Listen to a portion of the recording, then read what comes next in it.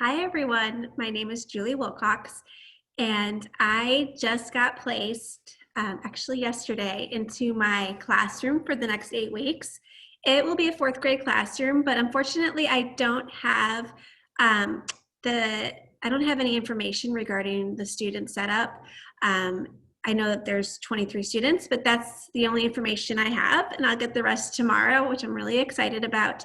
So when we discuss and when I discuss the identify and support language demands for this week's discussion class or discussion question, I'm going to refer back to my experience working in my past 8 weeks in my second grade classroom. We had 3 EL learners, and what I feel worked best was really focusing on vocabulary. And we would do that by, when we were teaching to the mainstream class, we took it really slow. And that helped all students, but it really helped our EL learners.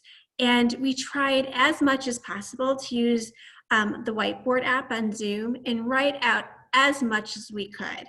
And also use illustrations to kind of keep the conversation and the instruction a little bit more friendly to those who were struggling understanding what we were talking about.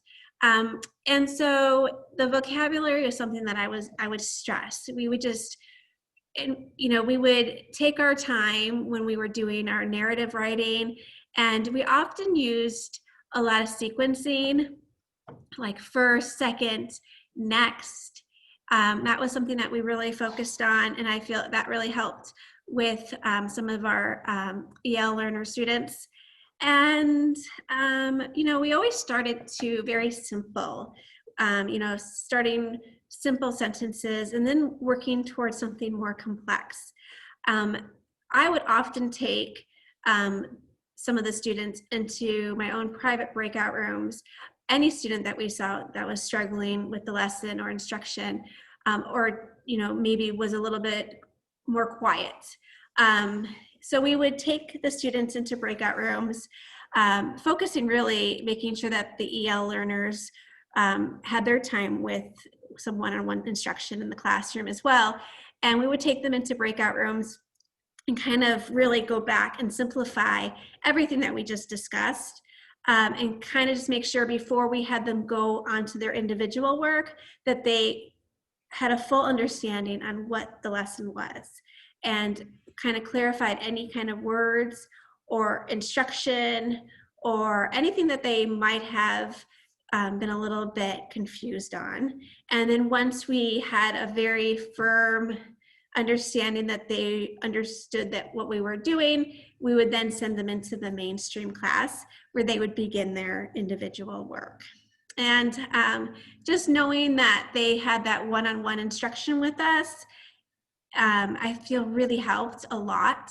And it made sure that they didn't just get lost and kind of just, especially with this distant learning platform, kids can be really quiet, and you almost kind of forget that that they're there almost. So it was very important that we didn't lose that we made sure to reach out to those children, those students who needed that extra help, and really gave them that individual instruction time, so that they didn't get left behind.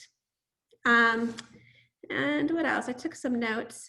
And then with word problems, when we did the math, we would often, like I said before, we would write it on the whiteboard. We would always write our word problems out, and we would interpret the word problem before actually solving it.